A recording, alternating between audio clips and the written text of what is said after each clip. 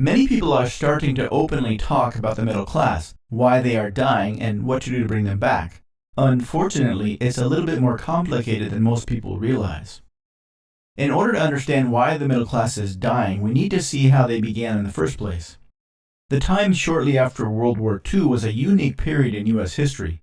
The United States had just won a world war, and the crippling effects of the Great Depression were finally receding from public memory. Not only that, but pretty much every other productive facility in the world had been destroyed. The only worthwhile manufacturing production was in the United States, and not only that, but the US dollar was the brand new reserve currency of the world. What did this mean? The US economy not only produced the world's goods, but it lent other countries dollars to buy them.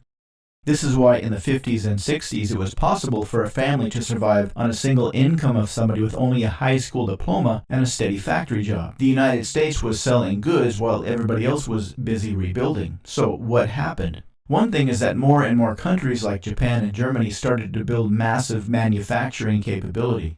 Another, that is in the 60s, Lyndon Johnson started the Guns and Butter program, which was basically a massive government spending program on weapons and domestic issues like the war on poverty. This caused a lot of huge deficits, which forced Nixon to end the gold standard. One thing that the US government did to help sell their rapidly increasing debt was to create a deal with Japan. They would buy our debt, and we would open our markets to a lot of their product. Later, the same deal was made with China. We'd sell them our debt, and in exchange, we would open the US market to purchase their cheaply made products. This slowly turned the US economy to one with imports, first from Japan and then from China, with fewer and fewer exports. Then, when NAFTA was passed in the 90s, it allowed US companies to send their jobs to other countries because of the much cheaper labor. So let's look at the situation now. US companies are just barely profitable with labor costs much lower than they would pay in the United States. Most economists predict a global slowdown that may last for decades. This means there will be little demand for any products, US made or not. There is also growing demand for a higher minimum wage in the United States. So while the global demand for products is decreasing, and American workers are demanding more money, and US companies already dependent on labor significantly cheaper than even minimum wage in the United States, it doesn't look like the middle class will be coming back anytime soon.